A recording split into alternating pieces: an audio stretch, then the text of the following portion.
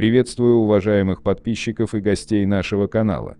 Перед просмотром ставьте лайк, подписывайтесь на канал и не забывайте нажимать на колокольчик. На одном из майских заседаний Совета национальной безопасности и обороны президент Украины Владимир Зеленский объявил, что вводит санкции против почти 700 лидеров преступного мира, криминальных авторитетов и воров в законе. Имена тех, кто попал в черный список, Зеленский не назвал. Однако уже 3 дня спустя именно в связи с заявлением украинского лидера ему стали поступать угрозы убийством. Причем служба безопасности Украины отнеслась к этим угрозам настолько серьезно, что решила создать отдельную группу, которая займется розыском потенциальных террористов. По данным информационного агентства Prime Crime, сегодня криминальный мир постсоветского пространства насчитывает 428 активных воров в законе. Больше половины из них – грузины, следующие по численности – русские. К 2000 годам криминал в Грузии настолько тесно переплелся с государственной системой, что отделить их друг от друга казалось невыполнимой задачей. Решать ее стали радикально, в частности тотальной зачисткой в МВД и принятием закона об организованной преступности в 2003 году. Документ помог включить в правовое поле верхушку криминала, которая привыкла оставаться безнаказанной, действуя чужими руками. В законе впервые появились такие понятия, как сходка, разборка, воровское сообщество, вор в законе. За любую связь с этими элементами криминального мира предусматривалось наказание. Кроме того, поправки в местный уголовный кодекс позволили изымать имущество воров в законе в пользу настоящего собственника или государства. После вступления правок в силу часть авторитетов оказалась за решеткой, а часть поспешила покинуть страну в поисках более мирной жизни в ближайших странах СНГ. Посмотрев на опыт Грузии, в 2019 году похожие поправки приняла и Россия. Владимир Путин подписал закон, который ввел уголовную ответственность для тех, кто носит высокий криминальный статус. Так называемая антиворовская статья Уголовный кодекс Российской Федерации 210.1 «Занятие высшего положения в преступной иерархии» осложнила жизнь многим авторитетам, вынудив их сниматься с места. Ближайшим государством, где криминальные генералы могли спокойно осесть, стала Украина.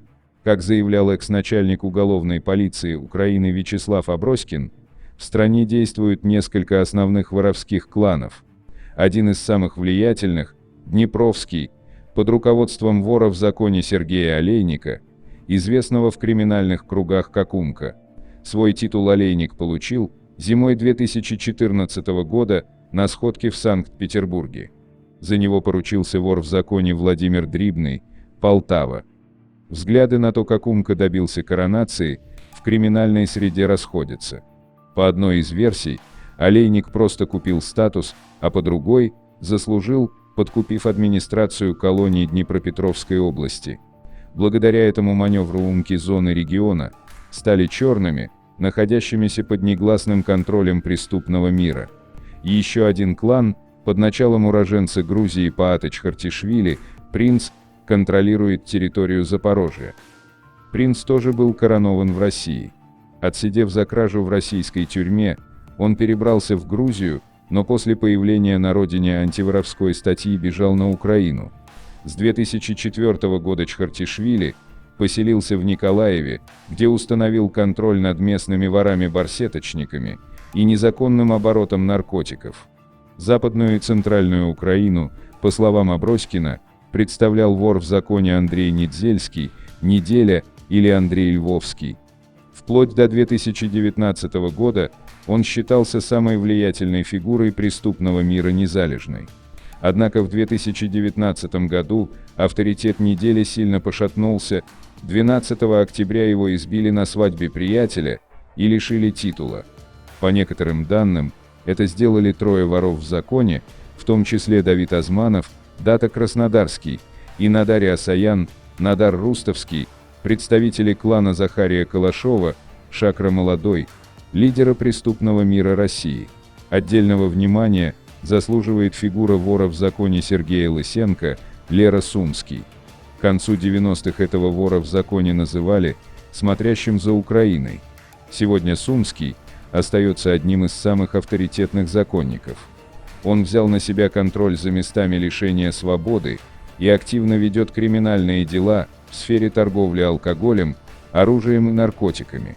Еще целый ряд лидеров криминального мира выступает на Украине в роли третейских судей преступного мира, параллельно занимаясь нелегальным бизнесом. Бороться с разросшейся верхушкой криминалитета президент Украины Владимир Зеленский стал теми же методами, что и соседи. Летом 2020 года украинский парламент принял поправки в Уголовный кодекс и ввел ответственность за преступления, совершенные преступным сообществом. Как и в грузинской версии, закон закрепил понятие «вор в законе», сходка и авторитет. Чтобы получить срок, теперь достаточно провести воровскую встречу или поучаствовать в ней. Наказания предусмотрели и для тех, кто просто прибегал к услугам авторитетов. Обращение к лицу, которое осуществляет преступное влияние, в частности находится в статусе вора в законе, стало караться лишением свободы на срок от 3 до 7 лет. По словам главы Национальной полиции Украины Игоря Клименко, такие меры были приняты для того, чтобы разрушить саму криминальную пирамиду, которая возводится вокруг воров в законе. Но это был лишь первый шаг в борьбе с криминалитетом. 14 мая Владимир Зеленский провел заседание Совет национальной безопасности и обороны Украины, на котором утвердил список криминальных авторитетов и воров в законе, попадающих под санкции Украины. В нем оказались почти 700 человек, 557 воров в законе, из которых только 15 – украинские граждане. Кроме того, в списке оказались 111 иностранцев, которые проживали на территории Украины и считались криминальными авторитетами. Указом президента им запретили въезд в страну, отказали в предоставлении визы и вида на жительство, их активы заблокировали, а тех, кто не успел покинуть территорию страны, разрешили выдворять принудительно. Одним словом, тем, кто не в Украине, нечего сюда приезжать. Тем, кто в Украине, нечего здесь задерживаться, сказал Зеленский. Реакция преступного мира на решение Владимира Зеленского не заставила себя долго ждать. Уже 17 мая украинские телеграм-каналы со ссылкой на собственные источники в офисе главы государства сообщили, что президент получил анонимные письма с угрозами жизни от разгневанных криминальных лидеров. Позже информацию об этом опубликовали некоторые СМИ, в частности информационное агентство «Новороссия». Сразу после этого охрану главы государства и его семьи усилили, а при СБУ решили создать отдельную группу, которая займется всеми угрозами в отношении президента. Вместе с тем по всей стране пошли активные задержания наиболее крупных фигур из черного списка воров и авторитетов. Так, 20 мая силовики поймали Умку и Лашу Свана, их заподозрили по статье 255-1 Уголовный кодекс Украины «Создание преступной организации». По мнению следователей, через своих представителей задержанные контролировали преступный мир страны. В тот же день оперативники пришли еще к одному вору в законе, Армену Хачатряну, Армен Хохол.